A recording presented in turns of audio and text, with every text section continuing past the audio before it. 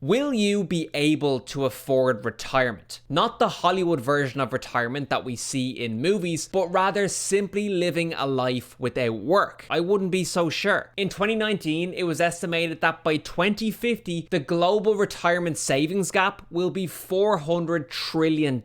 This is the gap between what's needed for a comfortable retirement and what people actually have saved. In fact, most retirees will run out of savings 8 to 13 years before their life expectancy. So why is this the case, and what can we do to solve it? There are two core issues that need to be solved. Not enough people are investing for retirement, and of those who are investing, they're not investing enough. In Ireland, for example, only 35% of the private workforce are investing for retirement. The other 65% will have to rely on state support and personal savings. In retirement, we typically rely on three sources for income: state-provided support, personal savings, and private pensions. State support comes in the form of a state pension. You, the worker, pay social insurance tax, which allows the state to pay out pension payments to current retirees. The idea being that when you retire, the workforce of the future will be paying for your retirement. Sweet deal, right? There's just two problems. Successful retirement saving is defined as having enough money to maintain your pre-retirement standard of living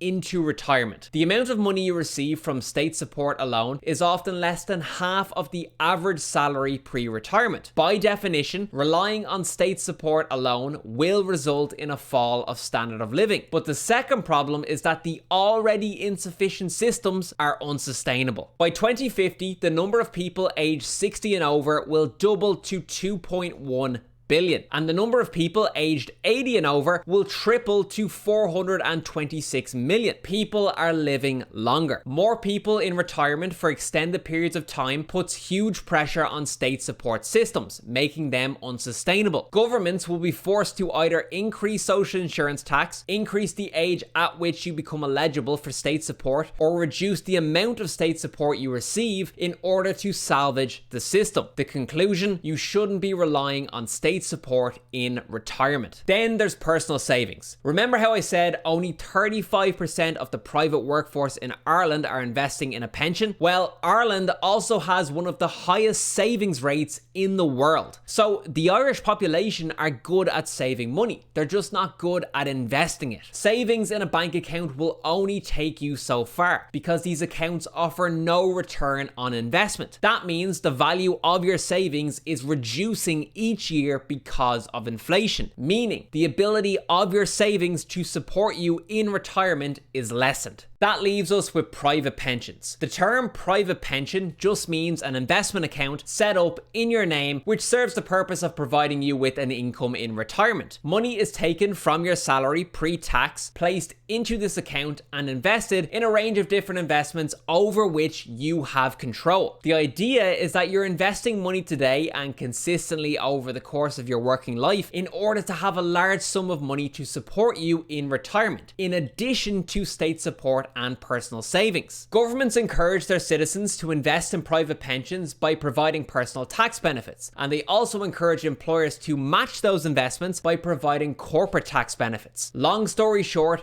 private pensions are crucial. But if they're so important, why aren't people investing in them? Historically, in the age of one job for life, pensions were provided by employers to their employees. In exchange for your loyalty, an employer would agree to fund your retirement from the day you retire to the day you die. These were known as defined benefit pensions. The employer would define the level of pension benefits that you will be guaranteed to receive in retirement. This put all the risk in the employer's hands and gave the employee peace of mind. However, in recent decades, these arrangements have disappeared. Nowadays, we have do-it-yourself pensions known as defined contribution pensions. What's different is that all of the risk and responsibility has shifted from the employer to the employee. The size of your private pension when you reach retirement is totally dependent on when you start investing, what you invest in, the size of your investments, and how your investments perform. That is a lot of variables. And if you ask me, the reason why we're going to have a $400 trillion retirement savings gap by 2050 is because people don't have the financial education necessary to make these decisions. Most people aren't even aware that the responsibility lies on their shoulders. So what's the solution? Firstly, every worker needs to be automatically signed up to invest in a private pension from the day they start work. This will prevent a situation where someone reaches retirement with no private pension. Secondly, we need to bring pensions into the modern era. Investing in pensions should be as easy as ordering a takeaway. Workers need the best-in-class tools which will enable them to easily invest in pensions. These tools should come with educational resources to help inform workers. The end result would hopefully be increased investment amounts into pensions. Lastly, governments need to continue incentivizing workers to invest in pensions, and they need to make sure that people know about and understand the incentives. Give people a reason to care. You can scare them, you can give them the best tax breaks in the world, anything to make people aware that if you don't invest in private pensions, you will not have a good standard of living in retirement. Pension investment support needs to be best in class because pension investing itself is not always black and white. People are in debt, they're struggling with rising house prices and rental costs, and they're battling record levels of inflation. They have enough to deal with as is without pension investing being overcomplicated and inaccessible. Give people the tools to make the right decisions when they can. Otherwise, the $400 trillion retirement savings gap is all but certain. So I really do hope you enjoyed the video here today. As always, if you did enjoy the video, please do let me know in the comment section below. Leave a like on the video, subscribe to the channel, and I'll see you in the next one.